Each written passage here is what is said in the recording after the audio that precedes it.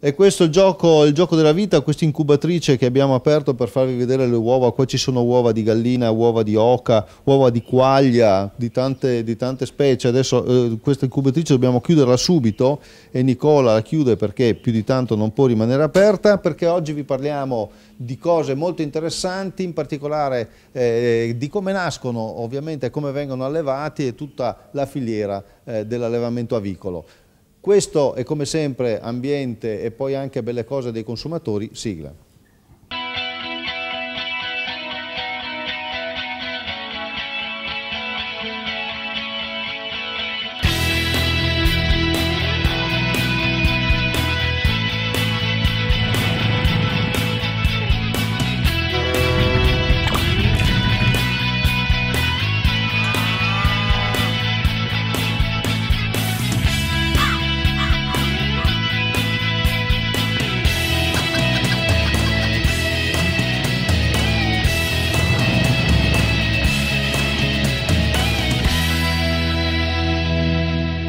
Vedete, questi sono pulcinotti di circa 1 mese e mezzo e noi siamo venuti per parlarvi di attività avicola, di avicoltura, ecco, con Nicola, con Nicola De Boni, che ha fatto una bella scelta. Lui, i suoi genitori facevano altro, poi a un certo punto ha fatto la scuola agraria, finita la scuola agraria ha detto ma io adesso che me ne faccio di questo diploma? Voglio interessarmi di allevamento. Esattamente, la scelta è stata un'idea di trovare qualcosa che nel territorio mancava, e questo penso che l'allevamento avicolo insieme a tutto quello che è la filiera produttiva mancava qua da noi, mancava nel territorio feltrino. Ecco, appunto, noi ci troviamo ad Anzù, che è una piccola frazione proprio appena fuori Feltre, e tutto quello che vedete qui è stato finanziato dal programma di sviluppo rurale sulla misura in particolare del primo insediamento. Esattamente, sì, abbiamo preso il PSR 2007-2013, abbiamo portato tutte le idee che avevamo in testa in un gran pentolone, l'abbiamo selezionata, abbiamo trovato quello che ci serviva. Perché fare allevamento da carne, cioè quindi sia galline che oche da carne? Beh, il motivo principalmente, come l'ho detto prima, è che nel territorio non esiste la tipologia da carne per l'avicolo, c'è il manzo, c'è il suino, ma l'avicolo manca, e secondo me è una tipologia, quella che scegliamo noi, quindi rurale a terra, che sta tornando sempre di più. E quindi avete anche acquistato il mulino, quindi per fare in modo che anche i mangimi siano sotto controllo. Esattamente, noi abbiamo un po' di terreno, quindi abbiamo la possibilità di farci anche la materia prima, di coltivarci la materia prima, e perché no, dare anche un completamento della filiera, quindi non solo l'animale allevato qui, ma anche proprio il mangime, l'alimento, quindi vogliamo dare al consumatore una tracciabilità su tutto quanto possibile. Allora, complimenti, grazie a questo giovane Nicola De Boni che si è impegnato in questa bella avventura. Non abbiamo terminato, ma adesso l'agenda PSR. Avvicinare i giovani alle sfide della nuova agricoltura e alle opportunità del programma di sviluppo rurale. Queste le motivazioni dell'appuntamento del prossimo 12 marzo in Corte Benedettina a Legnaro, organizzato da Regione Veneto e Veneto Agricoltura. È previsto anche per il 2014-2020 il sostegno del Fondo Europeo FEAS per l'inserimento di giovani agricoltori in Veneto. La proposta di PSR Veneto, attualmente in fase di negoziato, prevede circa 100 milioni di euro per questo intervento.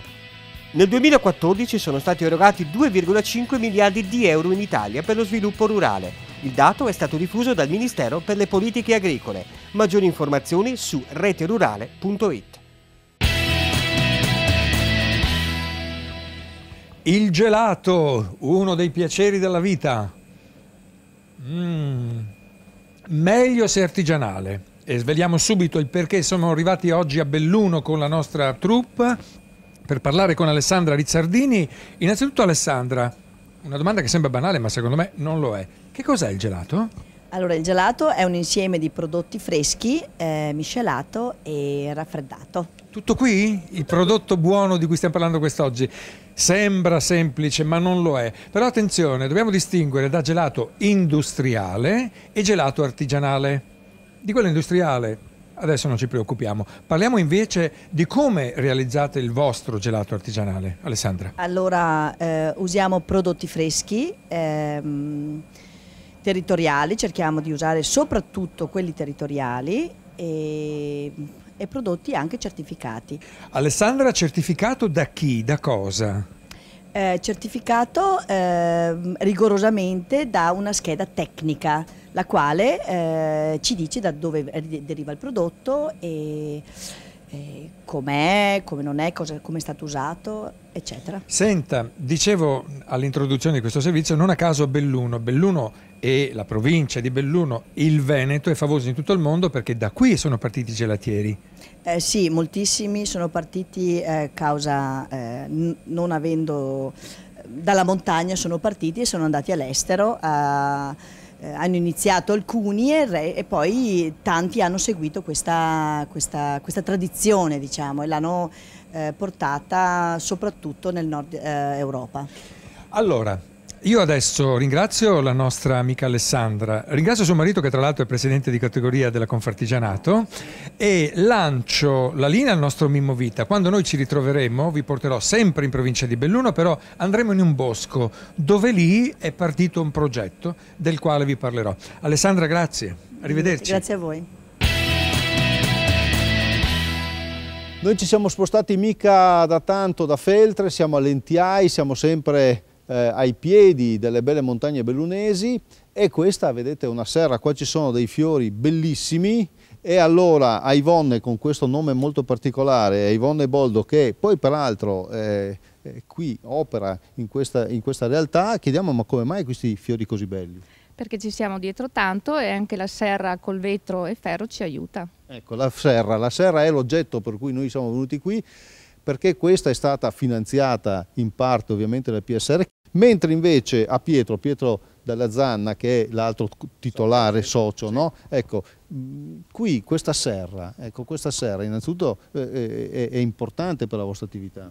Sì, perché qua in provincia di Belluno, se non abbiamo una serra così, tra brine, neve e roba così, non possiamo fare questo tipo di cultura qua, ecco, assolutamente. Che è una cultura che poi, voglio dire, è anche storica nel Veneto, e la gente chiede fiori, no? Sì, tutto 12 mesi all'anno chiedono fiori. Ecco, e voi? Primavera, estate, sempre. E voi che colture avete?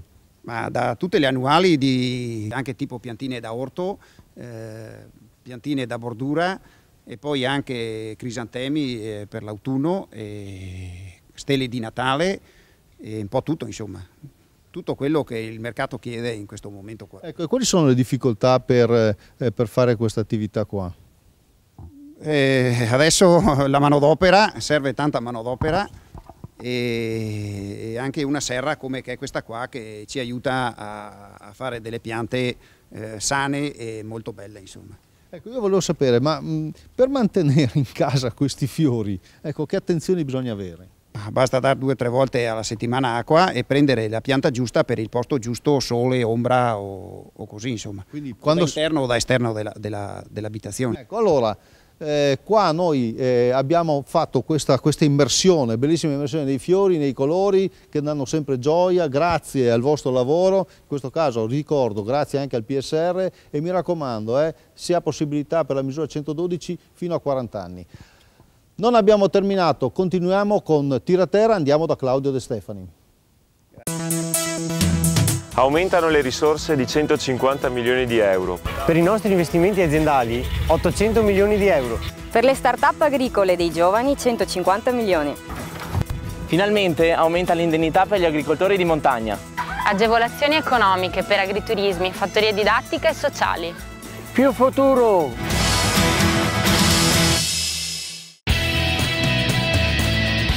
Eccoci nuovamente assieme per la parte conclusiva della nostra trasmissione. Mi sono spostato nel bosco del Cansiglio, ma una volta tanto, siamo in provincia di Belluno, non parlo della bellezza di questi luoghi, ma di un progetto specifico, esattamente il progetto Manfor. Ne parlo con il dottor Bruno De Cinti del Consiglio Nazionale delle Ricerche.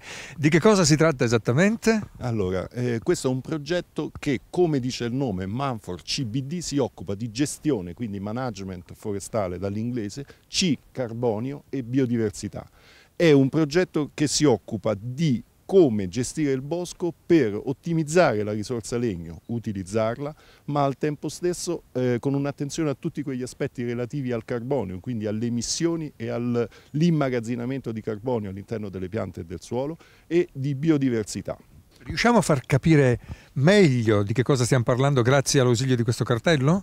Allora, grazie all'ausilio di questo cartello parliamo intanto di cambiamenti climatici e di biodiversità. Perché le foreste hanno a che fare con i cambiamenti climatici? Lo mostra questa immagine qui. Praticamente noi emettiamo CO2, ne emettiamo una quantità tale che incomincia ad accumularsi e da tempo si accumula nell'atmosfera. Gli oceani, il comparto degli oceani e il comparto terrestre riesce a sottrarne una quota parte. A seconda di come le foreste sono gestite, questa quota parte può essere ottimizzata e può essere aumentata. Rispetto al carbonio ci occupiamo di questo. Quindi ridurre la CO2 significa ridurre l'effetto serra, significa contenere gli stravolgimenti climatici in atto. Biodiversità è un concetto in realtà molto legato perché un ecosistema con un'elevata biodiversità è un ecosistema resistente, in grado di sopportare l'impatto dovuto ai disturbi che principalmente sono dovuti ai cambiamenti climatici. Dottor De Cinti, mi dispiace, il tempo è stato veramente poco, ma speriamo di essere riusciti a mandare un messaggio importante. Grazie per il suo contributo. Grazie a voi. E qui ci fermiamo con la nostra puntata. Saluto anche Mimmo Vita che l'ha condotta con me e rinnovo l'appuntamento per la prossima trasmissione. Arrivederci.